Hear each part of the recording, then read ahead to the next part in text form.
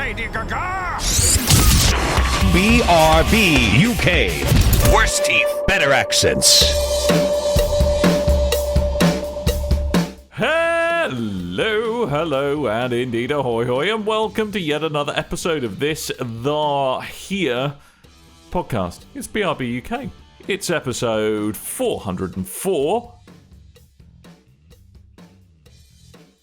That is my dramatic recreation of a page not found, missing. It's good thing. I thought so. I liked it. I'm joined by Coleman this week. Hi! I thought I should talk before I'm meant to, in place of the Hibs. Yes, thank you for that. That makes It's all me right. feel at home. We are missing Hibs. He's looking at menus. He's very excited by that. And he's also painting his house again, I think.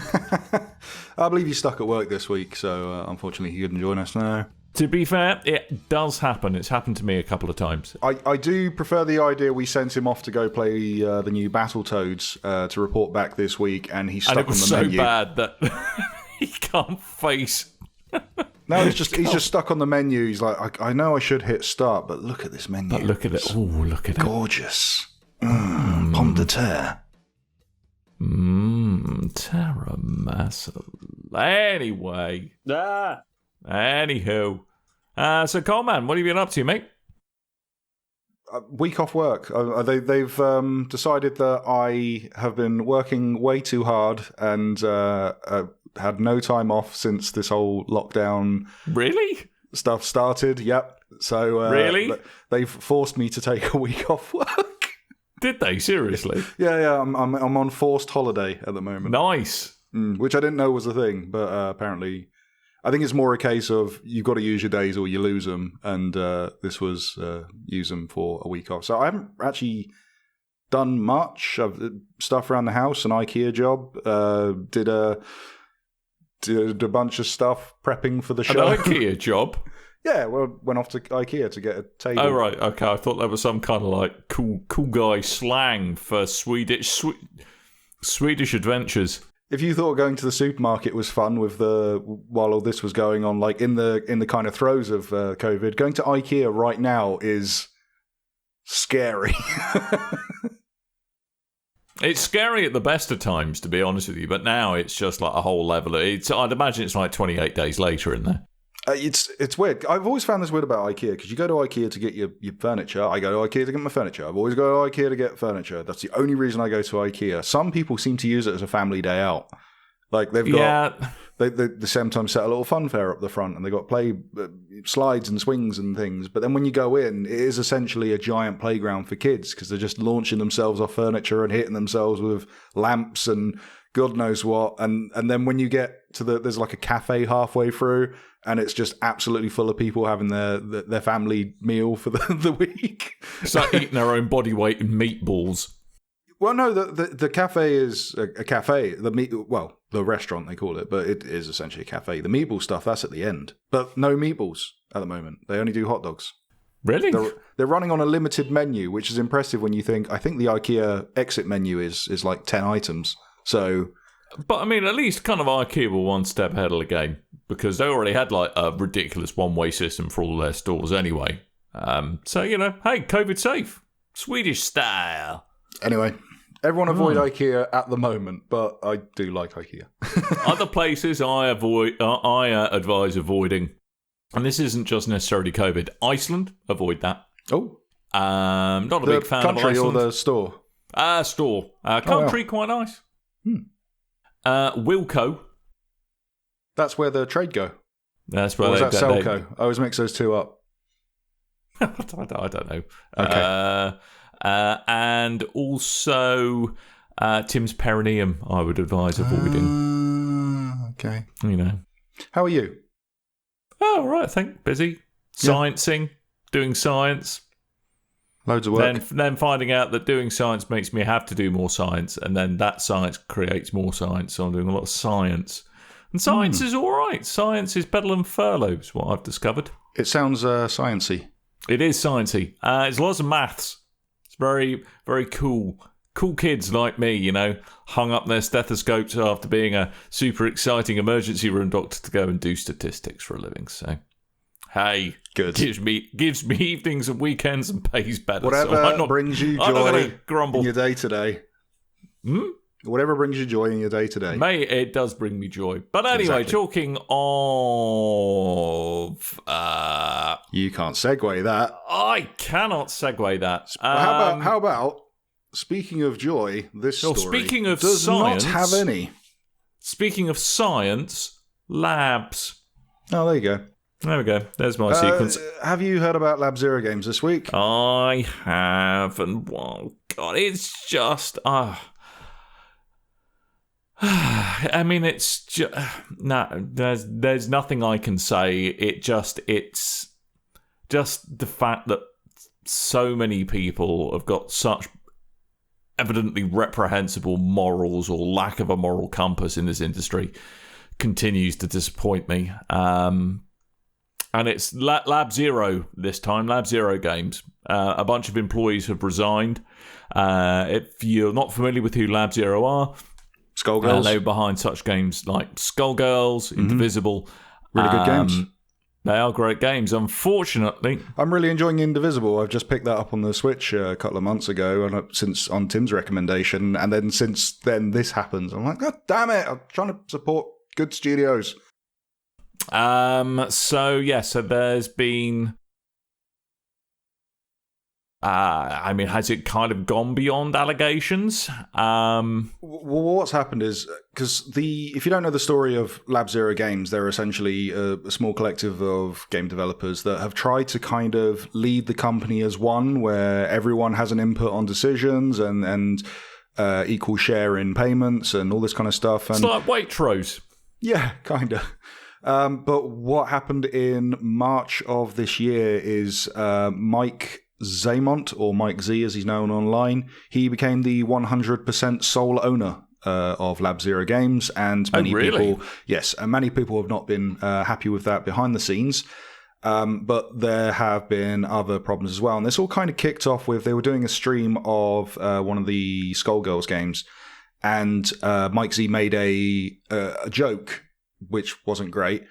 And I think one of the people that was being attacked, they said, "Oh, you're choking them," and he kind of went quiet for a minute. Went, "Is it like, would you say they can't breathe?" And then everyone was in silence before they went back to talking about the game. So that was very tasteless in lights of recent events, and that kind of got the ire up of the lead animator and art director, Marielle Cartwright. She basically said that, along with a bunch of other things, because she's been friends with Mike Z for 10 years or so. And then that attributed, combined with inappropriate DMs and things that have been said behind the scenes, and she ended up leaving the company. And shortly to follow, there was a senior animator, Jonathan Kim, and an artist, Brian Wan, which he's also known as EU03 online. They both left following abuses of power, which they'd cited, and which they also claimed kind of all started with this 100% ownership for Mike Z. So I'm not sure if anyone else has jumped the boat from this point. I've only got these ones listed so far, but it's not looking great. And Mike Z's come out and he's put an apology statement and basically said he won't be stepping down from Lab Zero Games, no matter if there are calls for him to do so, and has brought the clip of the joke he made on the stream. He did actually clip out and put online to go, if you want to know why people are annoyed with me, this is why they're annoyed with me, which it's very unusual. People don't kind of front and center it. They tend to try and bury the lead and then go, I did something and I'm very ashamed, and this one he's gone, this is what I did, draw your own conclusions. So interesting in that right. But everything kind of combined as one, it doesn't make for a good story. And just following on from, we were talking about Rocksteady last week, and that's still ongoing. We've probably got more to talk about that next week, because I'm still kind of collating information. But yeah, it's getting difficult to find good game studios, you know? Yeah, and I just kind of I seem to be saying the same thing every week. It's because all this damn stuff keeps appearing week after week after week. And it's obviously right that if things like this are going on, that they're called out, and I'm not arguing that as a necessity at all. No. It is just sad that kind of a bunch of studios who you kind of respected the work that they did, that actually all of this was going on behind the scenes, and sadly makes you realise that the video games industry ain't that different to a number of other aspects of the entertainment industry as well. So there's nothing more I can really say other than props to the people who've been brave enough to come out and confront and call people out on this, because that's not easy to do. Yeah, and again, a shame, because they make very pretty games, and Indivisible's been one of my favourite Switch games to be playing at the moment, so it's annoying when something there is a whole team behind this, and it's unfortunate one person kind of sullies the name. So I'm sure we'll have something else to report next week that's going to be absolutely annoying, but we'll see. I mean, I think annoying is a very mild way of putting it. I try not to swear these days. Yeah, but also I think what's made extra difficult in this case, whilst yes, it's not only one person who put together a game like Skullgirls or Indivisible, kind of it seems that the setup has changed, and now that Mike Z is essentially Lab Zero Games, that it's a little difficult to kind of give them a free pass on that. We'll have to check in going forward. Yeah, I guess. Yep. So basically, if you're hoping to tune in this week and have a break from the news headlines of, by the way, it is still, I'm afraid, sadly not. But don't worry, Dan. We've got dumb news that we can entertain. Excellent. But moving on from the indefensible to just, well, frankly, confusing. Hey, Coleman, do you know how you make your customers know you love them? I try to sell them on a product that they don't know the price for by not telling them the price, then asking them to register to buy it. I like to make people feel privileged, because I will allow them to buy something off me. So this is what Sony's going for with the PS5. If you want to pre-order a PS5 in the US, you've got to let them know you're quite interested, and they will then pick some lucky people at random, presumably, to have the honour to part with an undisclosed sum of money that is likely north of $500 to have your bragging rights. You've got the meanest, leanest Linksys router in town. That's right. That's how it's going to work. It's US only at the moment. And you can't pre-order in any other countries, but this to me indicates that supply is likely to be highly constrained for the PS5. That is the idea. That is why they have done this. They have come out and said that it's going to be limited stock. If you go onto their website and you register your interest, then if you're one of the few selected, they will email you a link to the store. You click on that link, it will take you to a purchase page essentially, but it's first come, first serve. So if they send out a bunch of links and you were too slow on the uptake to go and make your purchase, you then lose that out to someone else who was faster than you essentially. So wow, is it literally going to be a kind of a race to who clicks first? Or is it going to be their time that they go out in order and then they expire?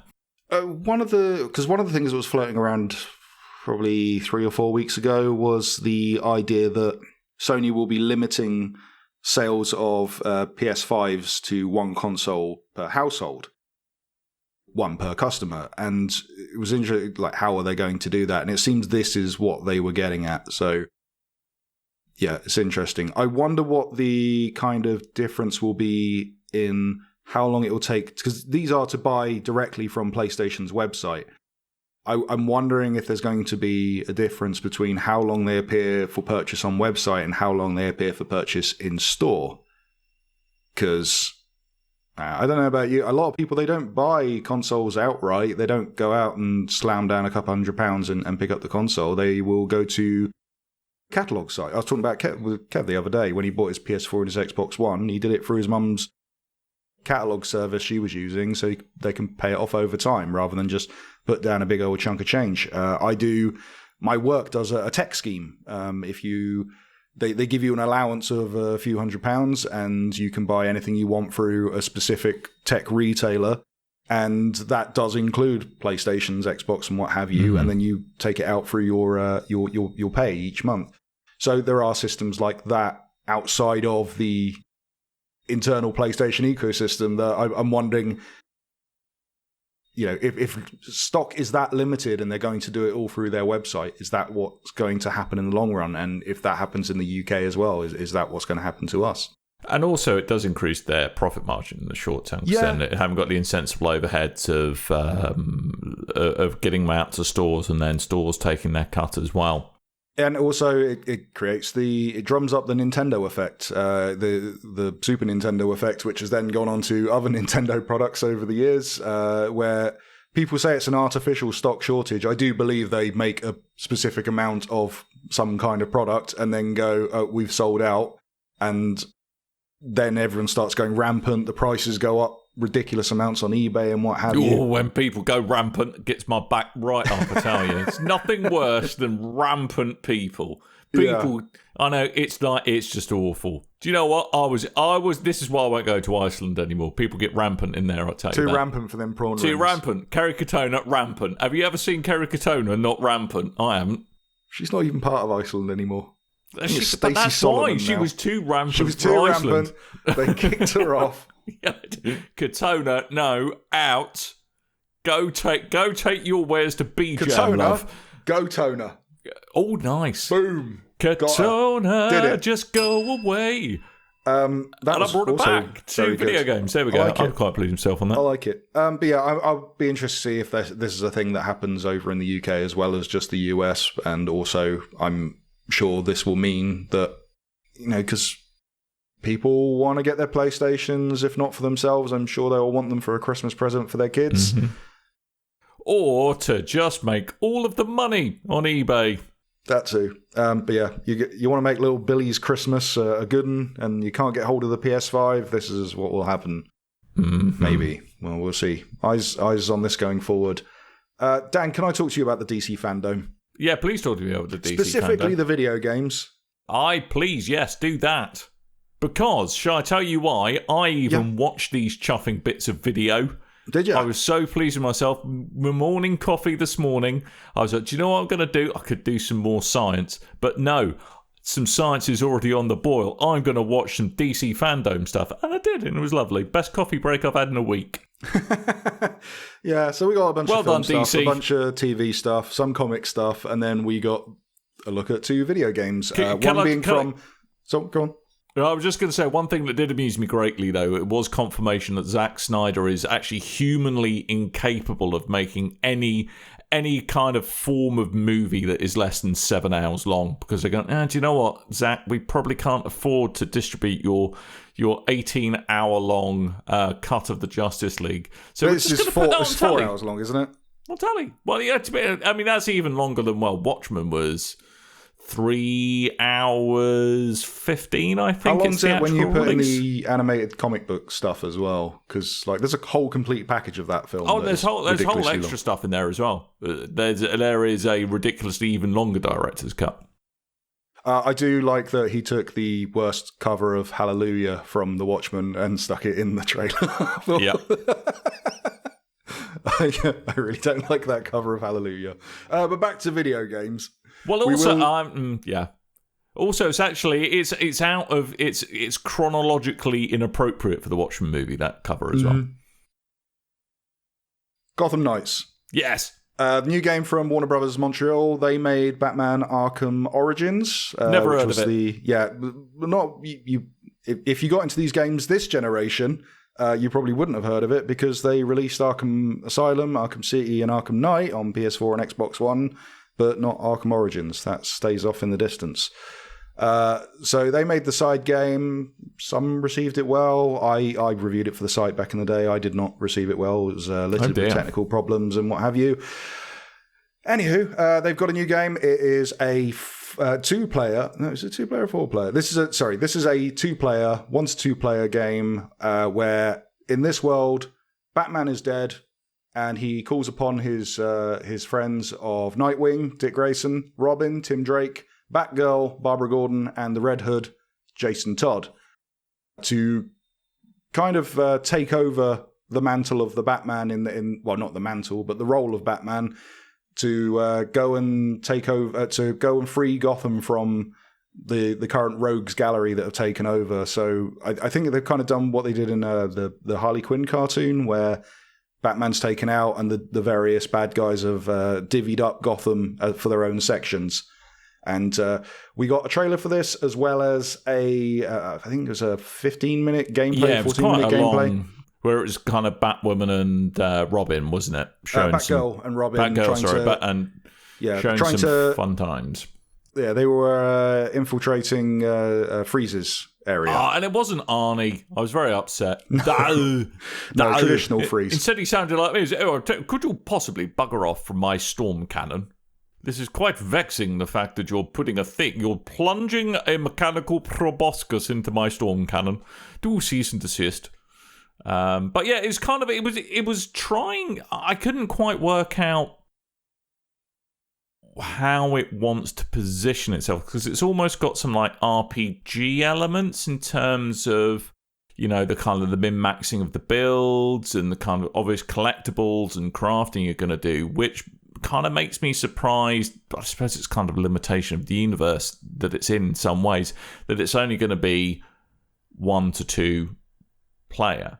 It's that struck me as a bit odd. Also, what struck me, it's really, really good that Nightwing, aka Dick Grayson, got those various words the right way around, because otherwise he'd be called Dickwing, and that would be a terrible superhero to be. Anyway, that was just something that occurred to me. Dickwing, I like that. I'm sticking with that from now on. Yeah, exactly. Well, maybe that's what Tim's doing. Maybe he is defending the streets of East Finchley as Dickwing. Right. Well, this one's set to release some point next year. This is going to be a multi-generational game, so you're going to get it on PlayStation 4, Xbox One, and PC, as well as Xbox Series X and PlayStation 5. Also, interesting to note, this, even though it has some story aspects that are similar to the ending of the Arkham series, this is not in the Arkham universe. Mm-hmm. But the next game is. So this is Rocksteady's new title. This is Suicide Squad Kill the Justice League. And whereas the other one showed off 4 characters, but you're only having a 2-player game, this is a 1 to 4 player game, which is set in the Arkham universe. And I mean, it was obviously a pre-rendered trailer, this, and they've got some great characters to play with. But I did quite like the cut of their jib with this trailer, I have to say. If for nothing more than the constantly hungover Captain Boomerang, who is just like, while they're calling him Captain Boomerang, he should just be called Captain Australia, because he is the distilled essence of Australia in a single character. It's marvellous. It's funny, Captain Boomerang is the worst representation of Australia. Like, he's the stereotype. He's the drunk, he fights with boomerangs, and they always give him the worst Australian accent. Which I remember ages ago, I was listening to an Australian podcast, and they were talking about the Suicide Squad movie, and they were going, that guy who plays Captain Boomerang, I don't know where in America he's from, but his accent's awful. And they're like, that's Jai Courtney, he's from Sydney. So even when they get a real Australian, he can't do an Australian accent. Oh, mate. Which I find very funny. Perhaps if they're trying to find people with terrible Australian accents, maybe we should just do the rest of the show in Australian, and we might get ourselves a pretty sweet movie gig. Let's not. Let's do that, mate. Walla walla bing bong. I like the look of this, even though it's a pre-rendered trailer. The idea of, one, this isn't taking place in Gotham, this is in Metropolis, it's not nighttime, it's daytime. Vast difference to the Arkham series. And also, Brainiac's involved. I do like Brainiac. He seems to have taken control of the Justice League in the trailer previously shown off, specifically Superman. Evil Superman. Evil Superman, taken over by Brainiac, and now he's firing lasers into a policeman's face to obliterate him. Because why not? You would, wouldn't you, really? I did like that. He just obliterated him to dust. That was cool. But yeah. I like the idea of this. I look forward to seeing some gameplay. I'm a bit confused with this Outcast song that they used in the trailer. This keeps popping up in recent films and trailers lately, and I'm wondering did that suddenly become a cheap song to use, because this is an older song. Yeah, I don't know how old are Outcast now. Are they approaching Christ? We need to get some money in our pension fund. Well, this stage of life. I believe this was in the same album as Ms. Jackson, so that would be a 2001 song. Yeah, so they're probably in their 40s. So they got bills to pay. And that was the second album. But anyway, music with BigRedBarel UK. Got bills. Blah, blah, blah. Try that again. It's a little unclear exactly what kind of game it's gonna be, but it is going to be drop in, drop out. Co-op, isn't it? So yes. You can presumably there will be fights over who gets to be what character whenever you start a sesh. But yeah, as to the exact format of the game, what kind of thing it's going to be, we don't really know yet. It's going to be Overwatch, but just 4 characters. It's going to be Overwatch style. Right, okay, with King good. Shark, and I'm actually kind of okay with that. Coming out 2022 at some point, which I guarantee will be delayed to 2023. And that will be on the PlayStation 5, Xbox Series X, and PC. Full you next little generation. ripper. You little ripper. Shall we do some Nintendo? Let's do some Nintendo, mate, because they had they snuck out another Nintendo Direct Mini, which took me rather by surprise, and that's my way of saying I haven't really watched anything much with this. Yeah, this is the partner showcase, though. Are they doing these once a month now? Is that the idea? Just to kind of keep the flavour going? But I mean, there's kind of there's a bit of a smorgasbord of things, and straight up I can say, oh god, there's more Kingdom Hearts, which I still don't understand. Yeah, but it's a Kingdom Hearts rhythm game. Oh great, that makes it better. Brilliant. My 2 extra favourite things shoved together into one unholy mongoloid child. I'll rephrase that. It's a Kingdom Hearts rhythm game, which means that I'm likely to finish a Kingdom Hearts game. Anyway, what am I excited about in this list? I quite like the idea of more Puyo Puyo Tetris is what I quite like. I like me a bit of Puyo Puyo and Tetris mashup. So I'm quite looking forward to that. And probably I could be, my fancy could be tickled with a bit of Crystal Chronicles Remastered. Okay, so Puyo Puyo Tetris 2, that's coming out 8th of December, and Crystal Chronicles Remastered, I have lost the thing. It's available now, It's Coleman. out right now, Dan. You can play it right now. How happy are you with that? I am a good 7.5 out of 10 on that. I'm looking forward to Fuser, because we haven't spoken about this at all on the show, but this is a new Harmonix game, which it's similar, less so Rock Band, and more similar to the, I've completely forgotten the name of the card game. They released a card game that I got obsessed with for a bit, and it's basically like that, the video game. You're a DJ, you're creating mashups, and you're doing festivals and stuff, and I had no idea this was coming to the Switch, so I think that'll be really cool. What would be even better is if they can, because I know you're going to be able to buy extra songs, much like the previous Harmonix games. Much like you do in a shop.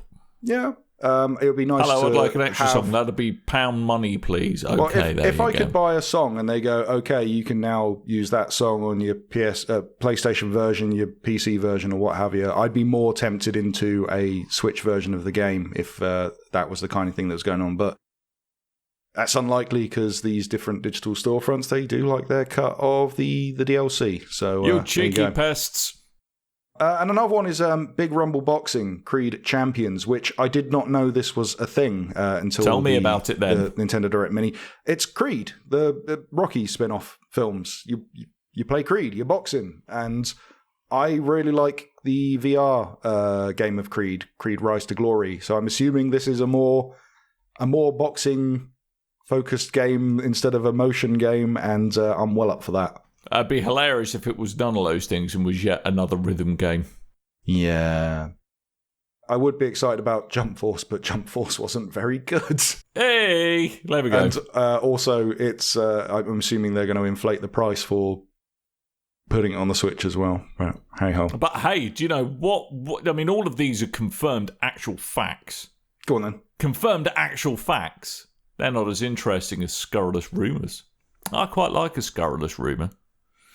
And the scurrilous rumour that goes along with this is that apparently there is a brand new Nintendo Switch model, the oft-cited Switch Pro, due to launch in 2021.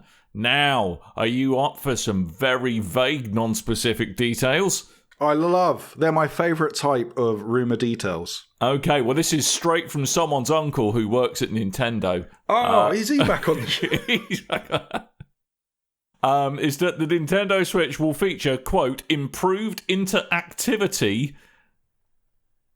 and a better quality display, but there's no indications to power the hardware. So that means they've gone from, what's the screen in dock, 720? Yeah, they've probably gone for 720 to 1080, and improved interactivity means the console, the controller drift has stopped. It comes with a Bluetooth 5 low energy butt plug that you can sync up for that increased haptic feedback. Craptic feedback, if you will. I found this very funny. Come on, that was worth a titter. It's fine. You've used that joke before, but it's still good.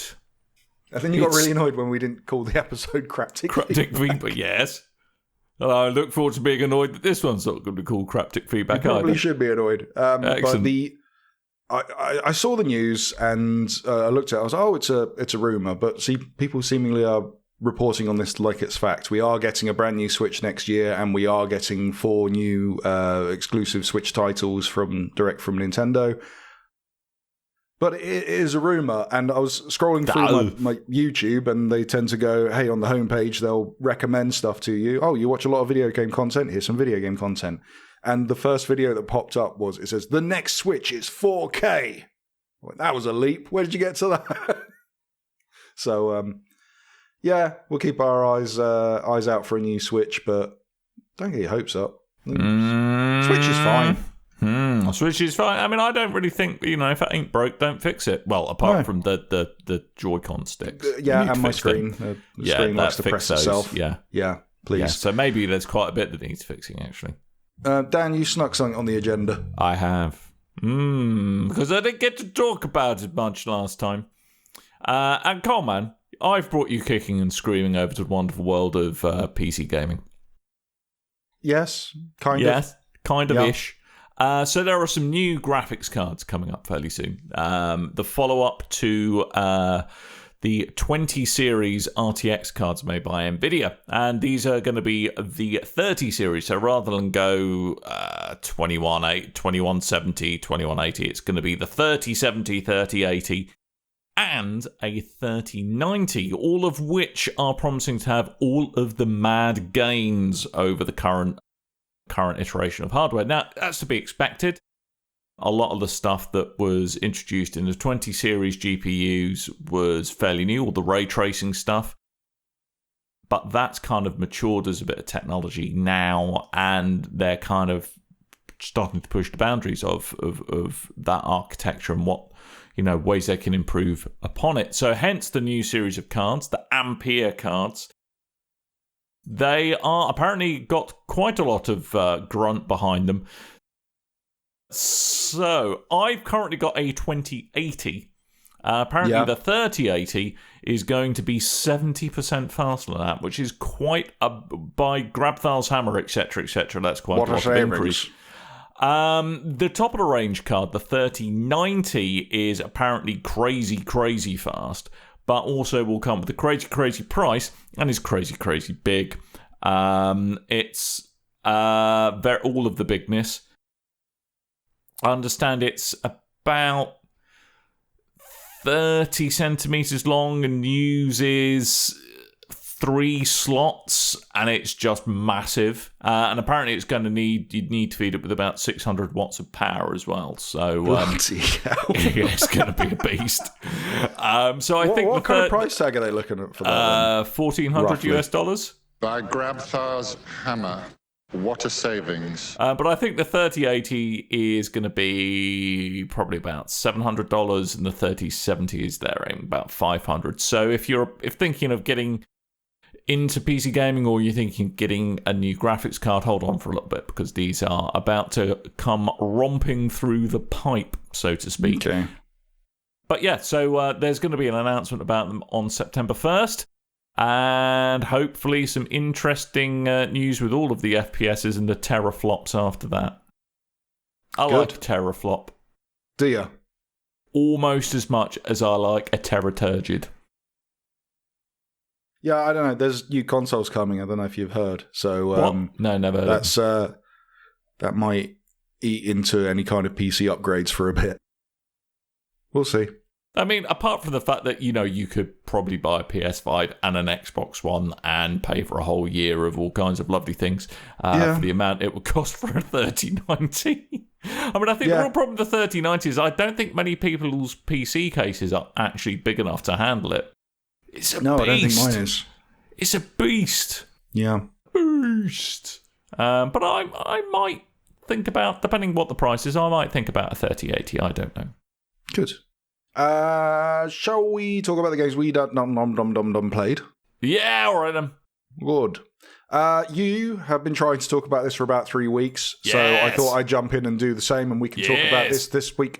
You've been dipping back into No Man's Sky. I certainly have been dipping back into No Man's Sky, and like every time I dip back into No Man's Sky, I spend the first 10 hours going, what the hell was it? What is going everything? on? Where everything has changed. Why does the scientist want me to give him a battery? I don't know. Why is there nothing of the things I need anywhere on this godforsaken planet on which I've spawned? Oh my god, why do I keep running out of hyperdrive fuel? All of the usual things.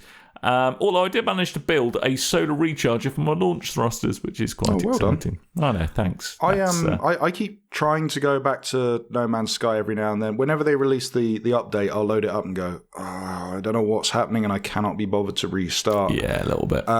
I tried again with the VR update for PlayStation 4, and I enjoyed that for what it was. I played about an hour, but I didn't really get very far in it. And then recently, they've stuck it on Game Pass, so I've booted it up in Game Pass just to see how it plays on PC, and it's a much better tutorial than I remember. They seem to go through, because originally I played the holy hell out of this when it first came out, and all it was build your ship, go out and do stuff. This time it's like, okay, you're going to build your ship, now you're going to investigate this. Oh, by the way, go back, make a base. Once you built your base, okay, now go off and investigate a bit more, come back, make a vehicle. And there's actual story tutorial in there as well now. Yes, there's a story. There's an actual story. I mean, it's not Orwellian in its quality, but it's a story and asks some interesting philosophical questions now. But there is often a lot of what I would call busy work for the sake of busy work still. But it's a grind. It's a grind. But the big thing here is that comes with the Beyond kind of patch, because it's not an expansion. Everyone gets it. Is derelict freighters. Right. That you can. Have you explored a derelict freighter yet? No, not yet. A derelict. Not yet. There's a Zoolander deep dive. I haven't even been underwater yet. Haven't you? No. Oh, I haven't got a submarine yet, but I was like, ooh, floating disused space Hulk. Love that. I don't know whether I'm going to continue doing this on PC or if I'm going to go back and do the VR stuff, because I want to do some flying in VR. Who knows? Maybe I'll mix it. So there are now kind of, you can buy coordinates to a freighter for 5 million units, or have a word, or have a word with the guy who looks a bit like a tree in the kind of the Nexus. Yeah, but he kind of does look a bit tree-like. Vin Diesel. No, Helios, I believe his name is. He always looks very pleased with himself. He kind of goes, oh, everyone I know's dead. Ha, ha, ha. Here's a knife, a scream. La, la, la, la, la. I'm is basically Wow. what he's like. Lord of the Rings would have been a very different film. It would, but it would have been different. It would have. I would have watched it. It would have amused me. Good. So, but he will apparently give you coordinates to one of these hulking freighters free once a week. Although have yet to manage to get him to do that. I think it's probably some kind of save game related bug. So these freighters, you can also come across them just as you're milling about space, going about your normal business. And sometimes you will get told that there's a kind of an artifact nearby that you're flying past and you need to drop out of hyperspace. You can come across them that way too. Okay. So, basically, these freighters are explorable, guess what? Procedurally generated locations. The key word of No Man's Sky. Absolutely. And 2 words. It's all about kind of exploring, finding out what happened to that freighter. Generally speaking, it's the crew all died because some bad stuff happened, and you're kind of piecing together their backstories, which is kind of fun. Is it Event Horizon? A little bit. Cool. Yeah. I like that film. Do you see Sam Neill with his eyelids sewn shut? Sadly not, no. Oh, no. I know. Sorry, mate. Ruining it for you. But there is these freighters are packed to the gills with high-value loot. So, it's quite good fun. It's a different pace. It's all about it's much more shooty, pewy, kind of action than you're perhaps used to with No Man's Sky. I mean, combat or on-foot combat remains probably No Man's Sky's weak point, but it's nice to have something a bit different to do in the game. And hey, look, it's free, and I remain astounded by the amount of support that Hello Games continue to throw at No Man's Sky. I mean, to be honest, I'm surprised they persevered after the first year it had, because it did not launch in a good way, No Man's Sky. Do you know what? I really, really enjoyed that game when it launched, and I'm one of those weird people that when they updated it and they're like, we've done all the stuff, we've addressed all the problems that people had with the game, and now we've made it basically a different game. You've made it accessible. Yeah, but I preferred the first version of the game. I just wanted some camps and things added in, and I would have been happy. But hey, lucky you. Now I've had to relearn the game basically. But the only thing I don't like about and it's a very, very minor complaint, it's that the default view is third person instead of first person now. I quite like the third. I like the third person on foot view, first person for in Zoomy ship. Okay. Which is the technical term for Starship. But that's how the default works anyway. But I just think it's weird. It's kind of like when you play Skyrim in third person and the feet don't quite walk on the ground correctly and the legs don't bend right and all this kind of stuff, because it wasn't intended to be third person. It was intended to be first person. That came later. So it just looks odd, and I'd prefer to play first person. Anyway. Oh. Yeah. No Man's Sky Beyond. I'm going to carry on with this. Try get back into No Man's Sky. Maybe I'll be up for some multiplayer shenanigans, so we can do the multiplayer shenanigans. Good. Something that I thought I was going to be doing multiplayer shenanigans for, and then it turns out there's no online multiplayer for this game, just couch co-op. Oh, is this Phil Spencer fan favourite Battletoads by any chance? It is Battletoads, and I know you started the show off going, "Oh, this is a rubbish game." I've heard bad things about it. I'm not going to lie. I've experienced good things about it. And, did you? Was it when you quit it? No, I'm actually really enjoying the game. So it's taken on a new style, as you've seen by the trailers. If you have seen the trailers, everything is 2D animated instead of pixel sprite style, and it is a 3-player co-op beat 'em up, or you can play on your own and instead switch out your various players.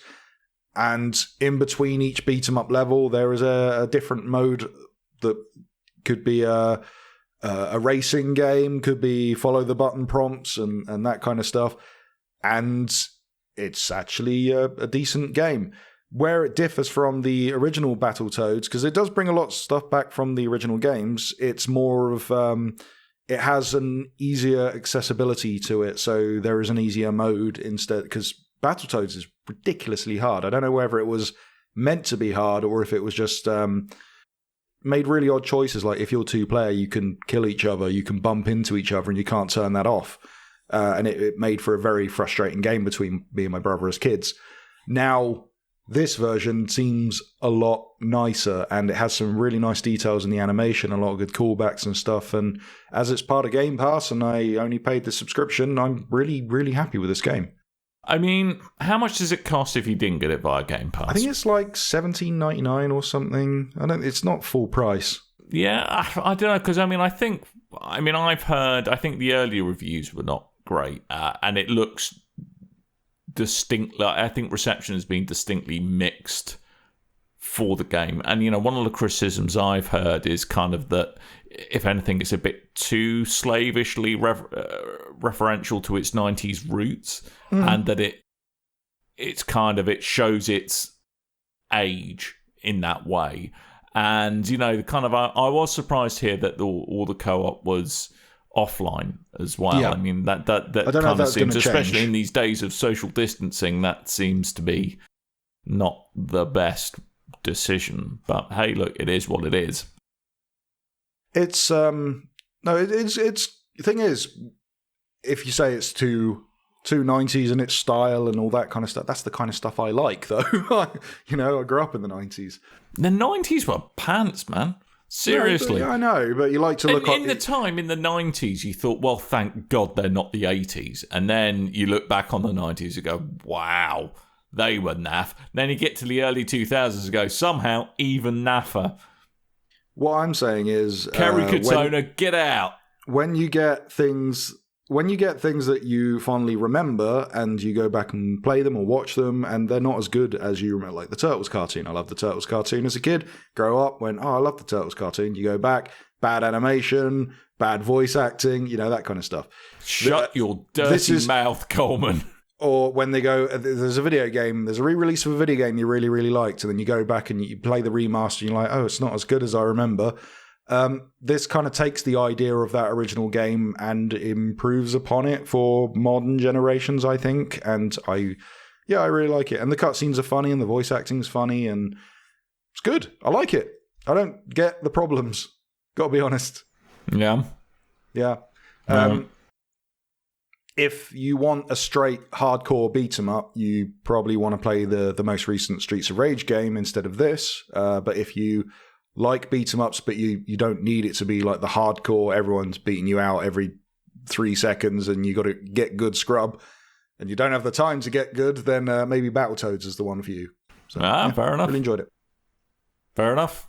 And there's some other game you played called Crossing Souls. Yes, and this is it's this like is interesting. Animal Crossing meets Dark Souls. Please tell me it is. It is exactly that. The final boss is Tom Nook, and you got to take him down and roll out the way and stuff. No, this is. I was looking on Game Pass. Originally, I was going to install something different to talk about this week, but I spotted Crossing Souls, looked at the trailer, and went, "That's very interesting. I didn't know this game was coming out." Installed it, played through it a little bit, and really fell in love, and then looked at it and went, why have I not heard of this game? Love, you guys. Oh, come on. This game came out 2 years ago, and I didn't even know about it. This is a 80s influenced pixel art story game, which kind of revolves around the children archetypes of an 80s film, like a Goonies or even like modern day Stranger Things type things, where you've got like you've got a large character, you've got a character that is the science geek, you've got the character that's the mischievous child, you have the leader, you have the girl, the tomboy girl, that kind of stuff. And it's one of those kind of 80s stories, but the way it's done is with this pixel art style that I really, really like. It's kind of that style that I took influence from for the BigRedBarel animated shorts that I used to do. So it's that kind of, there's a lot you can tell with this style, but it's not necessarily hyper-realistic, overly detailed in the way you've done it. It's simple, but there's still a lot you can actually tell from backgrounds and things. And then it mixes that with the cutscenes are done in a regular 2D 80s style animation like it is a Saturday morning cartoon, even with the VHS scan lines running over it and stuff, and chunky music and things. And yeah, it's really, really cool. I really like this game, so I'm playing a lot more of this. It's nice to have a nice linear kind of story game.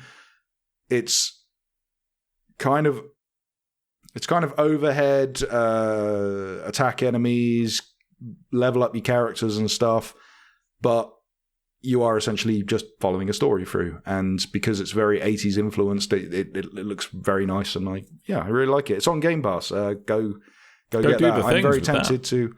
Sorry? Go do the things. I mean, I kind of almost got when I had a flick through the trailer, the animated bits always kept me a vibe of that god-awful CDI Link's, Legend of Zelda Link. It's definitely a low budget in the animation, which kind of... But knowingly so, I think. Yeah, and if you look at... The thing is, if you look at the trailer and that pops up before the gameplay, then it kind of detracts from the gameplay. But when you're playing the game, you start with the gameplay and you come to that, it actually works. You're like, oh, right, I get 80s cartoons. It makes sense. I'm actually really tempted to double dip on this, and instead of playing it on Game Pass, pick it up on the Switch, because this is a perfect Switch game. I think it's like £12-15.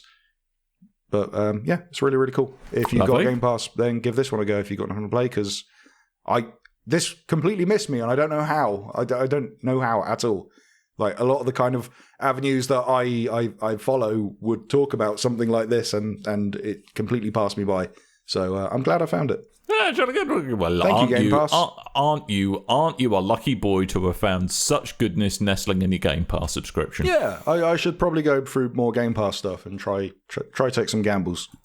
Yeah, well, I almost... Because if you load up the Xbox app on PC, you can actually tell it to randomly suggest you a game that you should play. Oh, okay. So I reckon... And it hits Disney Adventure every time. Yeah, goddamn.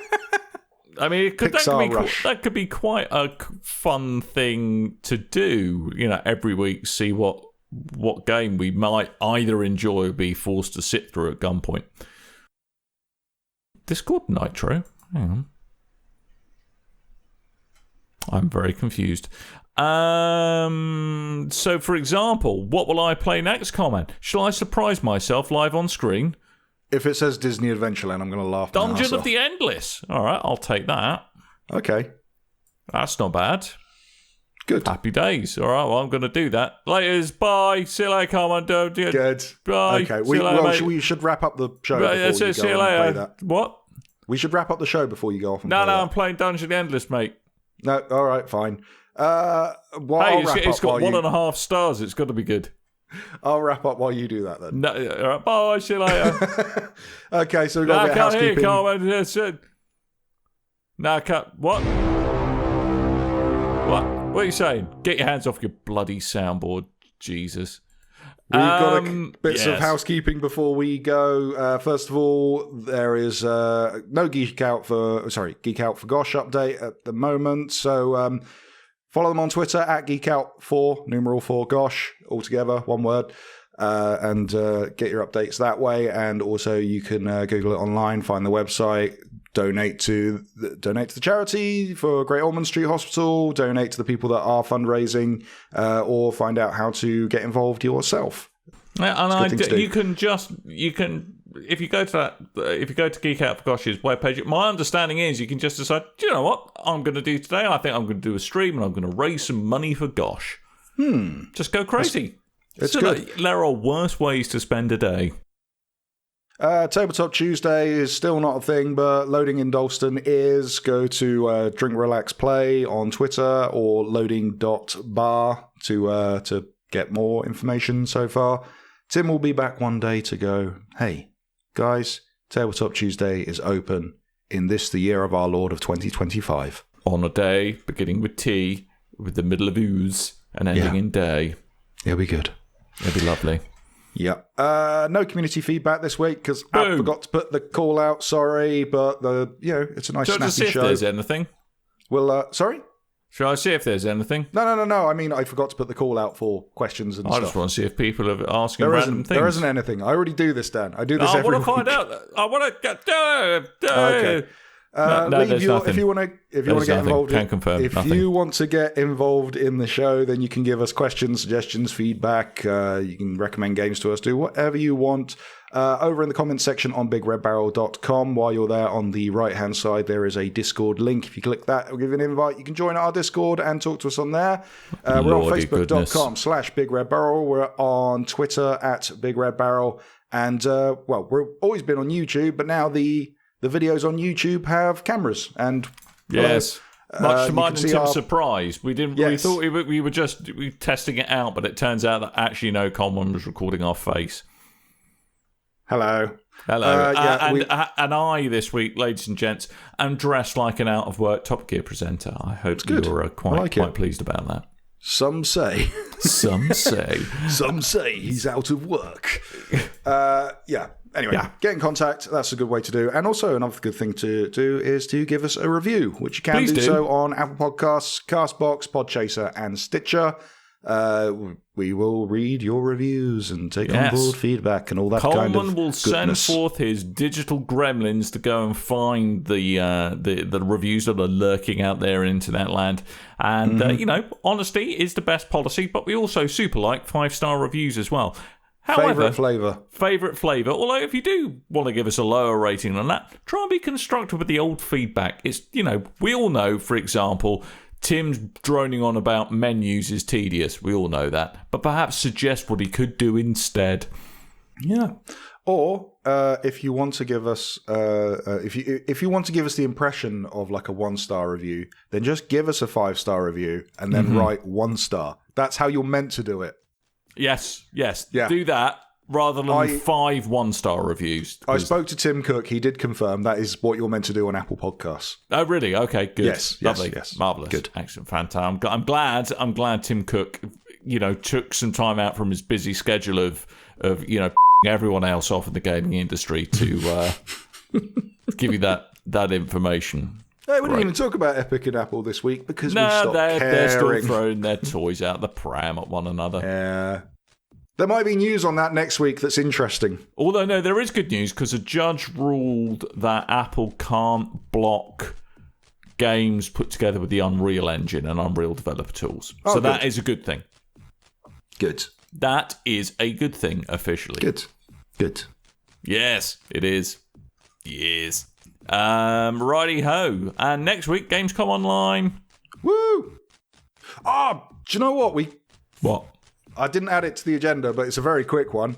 There's a Turrican 30th anniversary edition thing coming out, and they're going to announce it. They're going to show it off at Gamescom amazing. Stream. I'm well excited for that. I love Turrican. Isn't there something else happening today? I thought there was an event happening today. Is it Sony? Is it Jeff Keighley? Jeff Keighley's up to something today, isn't he? Yeah, but I told him to stay away from my bins. You ginger dick, get out of here. Get out of my bins. Out here, Keighley. He's been hanging about that Kerry Katona too much. It's going rampant. That's right. Kerry Rampant Katona. It's good. Of nuclear pussy fame. Can we... Oh my God. Can we go... Atomic Kitten. I got the joke. It didn't make it better. All right, okay, I'm just sticking by the fact that the best jokes are those that you have to explain. Anyway, let's go now. So, before we disappear, all that really remains, because comms on all the other bits of housekeeping, is for me to remind you that I have been Dan. I've been Coleman. Yes, you have, and there is no Tim this week. He shall return, I would say triumphantly, but... yeah. He'll be back next week. I think that's all we can really say. Yes. And... yeah, that's your lot. So thank you for listening, for downloading us once again, and we hope to inhabit your log holes once more again next week. So until next time, dear listeners, toodle bye.